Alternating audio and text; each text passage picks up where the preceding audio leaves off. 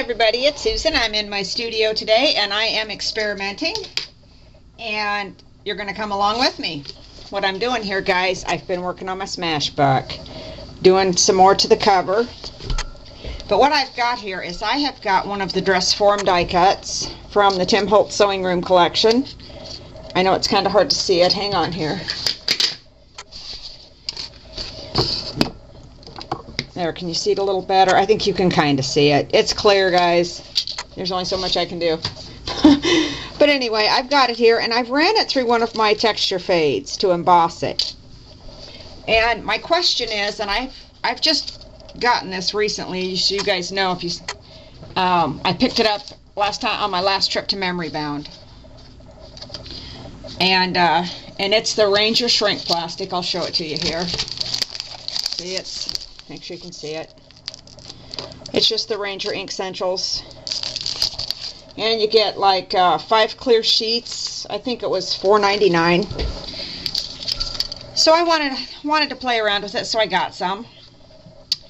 And I've got it cut out, like I said, with my dress form die. And I've got my black archival ink. And I'm going to ink this up. And I don't care if it gets on my paper, guys. It doesn't bother me. That's what this paper under here is for. So I'm just going to kind of smear it around. Put some on there. And now I'm going to shrink it. My question is, and this is what I want to find out, is will it maintain the embossing when it shrinks? I don't think it will maintain the embossing. In fact, I'm about 99.9% sure that it won't, that the embossing will just melt away. But this would be a really cool way to use your texture fades to decorate your shrink plastic so that your charms then have a cool pattern on them. And what I'm planning to do with this is to glue it on the front of my Smashbook, so I don't need a hole in it. If you were going to make this an actual charm, of course, you'd punch a hole in it somewhere so you could hang it. So I'm going to heat this up, and we'll see what I end up with. I might just end up with a mess. I am going to put it on a piece of paper without black behind it. I think it'll be a little easier for you to see. And I need a wood stamp. Okay, there we go. So I'm going to do this. I'll probably fast forward through this in the video so you don't have to listen to it.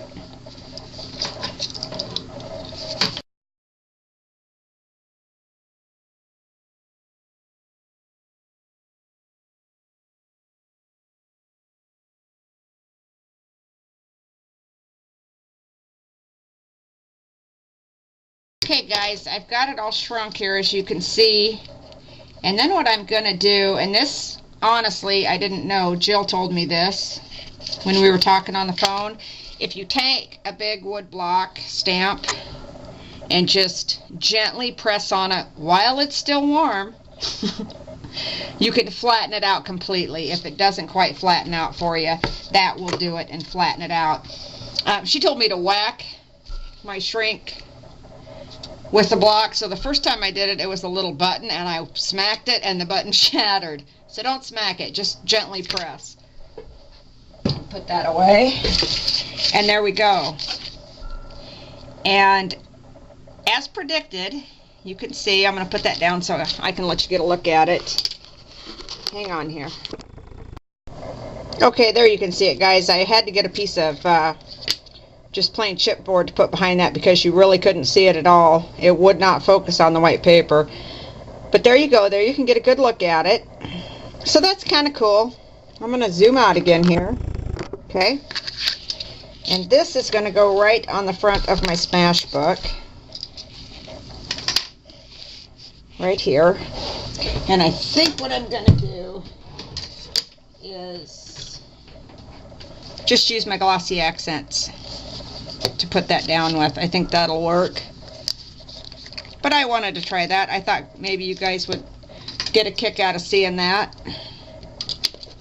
Like I said, I haven't played with this stuff much, although I do intend to because I am really having fun with it.